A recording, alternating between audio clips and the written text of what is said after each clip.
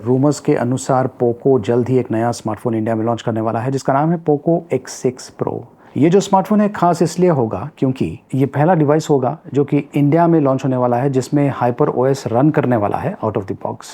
लेकिन इसके पहले कि मैं आपको पोको X6 Pro के बारे में बताऊं, ये जो पोको ब्रांड है इसके बारे में कुछ बात करते हैं। इनकी जो जर्नी है इंडिया में काफ़ी एक्साइटिंग रही है। इन्होंने अमेजिंग स्मार्टफोन्स लॉन्च किए हैं अमेजिंग प्राइसिंग के साथ में। एज अ ब्रांड पोको ने काफ़ी कामयाबी देखी है इंडियन मार्केट में और इन्होंने कुछ सीरियस इश्यूज भी फेस किया है जिसे जो मैनेजमेंट है उन्होंने काफ़ी बढ़िया तरीके से हैंडल भी किया है।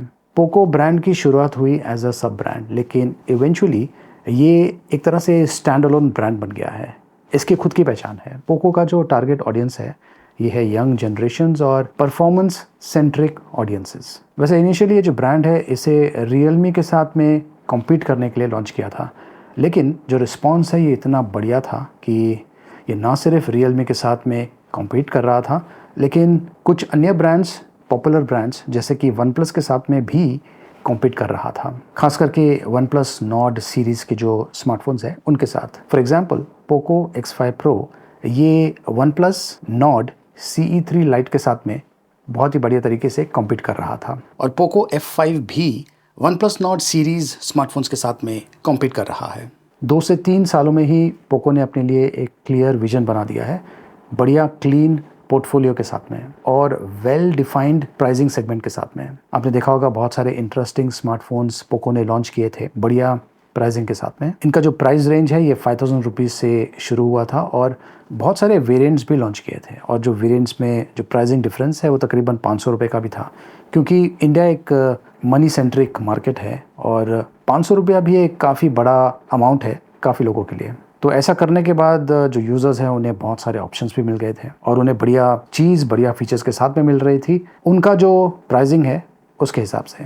जब कभी हम पोको ब्रांड के बारे में सोचते हैं तो पहली चीज़ जो मन में आती है वो है एग्रेसिव प्राइसिंग। वैसे एग्रेसिव प्राइसिंग के बावजूद भी पोको एक प्रॉफिटेबल ब्रांड है और इसका क्रेडिट जाता है बिजनेस टीम को। पोको बिजनेस टीम को लीड किया है मिस्टर हिमांशु टंडन ने। जब से 5G मार्केट में आया है तब से पोको ब्रांड भी काफ़ी एग्रेसिव रहा है 5G के मामले में। तकरीबन 50% ग्रोथ ऑलमोस्ट हर क्वार्टर 2023 के अचीव किया है। यही कारण है कि पोको ने फास्टेस्ट ग्रोइंग स्मार्टफोन ब्रांड का जो खिताब है ये काफ़ी बार जीता है।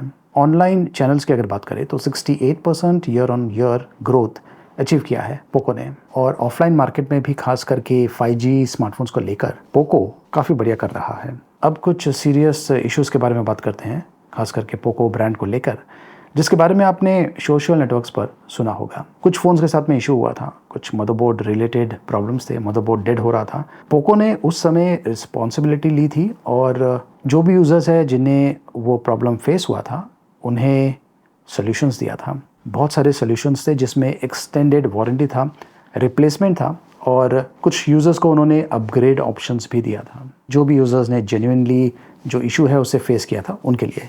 लेकिन अनफॉर्चुनेटली जब ये बात मार्केट में आई तो बहुत सारे ऐसे लोग हैं जो कि पोको के फ़ोन्स यूज़ कर रहे थे जिनके हैंडसेट में एक्चुअली इशू नहीं था, लेकिन ये लोग चाहते थे कि जो पोको है वो उन्हें भी जो सोल्यूशंस दे रहा था, मतलब कि अपग्रेड या फिर रिप्लेसमेंट, वो दे। तो ऐसा देखा गया था कि कुछ यूज़र्स थे जिनके हैंडसेट में प्रॉब्लम नहीं था, लेकिन ये फिर भी डेलिबरेटली कुछ ना कुछ इशू लेके आ रहे थे और इसके कारण जो जेन्युइन यूज़र्स है उन्हें भी काफ़ी तकलीफ हुई थी, क्योंकि जो प्रोसेस है चेक प्रोसेस ये बढ़ जाता है और वो यूज़र्स जिनके फ़ोन में जेन्युइनली कुछ प्रॉब्लम नहीं था और जिन्हें पोको ने एंटरटेन नहीं किया, कोई भी सोल्यूशन उन्हें प्रोवाइड नहीं किया, ये जो यूज़र्स हैं ये खास करके और भी ज़्यादा एक्टिव हो गए हैं। और ये जो सोशल नेटवर्क्स है ये काफ़ी अजीब सी चीज़ है, क्योंकि फॉर एग्जांपल कोई यूज़र है जिसका जो फ़ोन है वो ख़राब हो जाता है, वो आफ्टर सेल सपोर्ट के लिए नहीं जाता है, बल्कि सबसे पहले ट्विटर पर या फिर जो अन्य सोशल नेटवर्क्स अवेलेबल है उस पर जाके कंप्लेन करना शुरू करता है और of course side by side वो जो सर्विस सेंटर है वहाँ पर भी जाता है, अपना जो इशू है उसे सॉल्व करने की कोशिश करता है और जब उसका इशू सॉल्व हो जाता है उसके बाद में ये जो यूज़र है ये फिर आके सोशल नेटवर्क्स पर उसके बारे में बिल्कुल भी बात नहीं करता है। मतलब कि जो नेगेटिविटी हो जाती है उसके बाद में जो पॉजिटिविटी है उसका कवरेज नहीं मिलता है और अनफॉर्चुनेटली सोशल मीडिया में ऐसा है कि जो नेगेटिव चीज़ है वो ज़्यादा चलती है और ख़ास करके ऐसे लोग ज़्यादा इन्वॉल्व होते हैं जिनको उस चीज़ से लेना देना नहीं होता है। तो पोको ने एक्चुअली काफ़ी कुछ किया है और जो सोशल मीडिया का जो नेगेटिविटी है उसे भी काफ़ी हद तक रिड्यूस किया है। आपको तो पता ही है कि जो पोको का जो पहला स्मार्टफोन लॉन्च किया था उसने काफ़ी तहलका मचाया था, और अब ये जो पोको X6 Pro लॉन्च होने वाला है ये भी काफ़ी इंटरेस्टिंग होगा। एक चीज़ तो मैंने आपको बता दिया कि ये HyperOS रन करने वाला है आउट ऑफ द बॉक्स, और कुछ चीज़ें पोको ने खुद ही रिवील किया है अपने ट्विटर अकाउंट्स पर, मतलब कि इसमें MediaTek Dimensity 8300 ultra processor use किया जाएगा, और इसका जो Antutu बेंचमार्क स्कोर है ये है तकरीबन 1.4 मिलियन। अब देखिए जो Antutu स्कोर है इससे भी हमें अच्छा आइडिया मिल जाता है कि जो हैंडसेट है उसका इन जनरल परफॉर्मेंस कैसा रहेगा और किस प्राइसिंग में ये आ सकता है। तो जो MediaTek Dimensity 8300 अल्ट्रा है ये जो प्रीमियम लेवल के चिपसेट्स हैं जैसे कि Snapdragon 8 Gen 2 उसके साथ में कॉम्पीट करता है, और Snapdragon 8 Plus Gen 1 के साथ में भी कॉम्पीट करता है। और जो हैंडसेट्स इन चिपसेट्स का उपयोग कर रहे हैं Snapdragon के, उनका जो प्राइसिंग है ये तकरीबन 40 to 50,000 के आसपास है। वैसे Snapdragon 8 Gen 2 इसका जो Antutu बेंचमार्क स्कोर है ये है तकरीबन 1.2 मिलियन। एक बहुत ही पॉपुलर स्मार्टफोन इसे यूज़ कर रहा है जिसका नाम है Samsung Galaxy S23 Ultra। OnePlus Open में भी यही सेम चिपसेट यूज़ किया गया है, और OnePlus 11 उसमें भी ये सेम प्रोसेसर यूज़ किया गया है। Snapdragon 8 Plus Gen 1 इसका जो Antutu बेंचमार्क स्कोर है ये है तकरीबन 1 मिलियन के आसपास। OnePlus 11R और Nothing Phone 2 ये चिपसेट्स यूज़ कर रहे हैं। तो Antutu स्कोर कंपैरिजन से ही आपको अच्छा आइडिया मिल जाएगा कि जो Dimensity 8300 अल्ट्रा है ये काफ़ी बेहतर है। और अगर ये जो पोको X6 Pro स्मार्टफोन जो है अगर इसका प्राइसिंग अंडर ₹30,000 रहा तो डेफिनेटली तहलका मच जाएगा।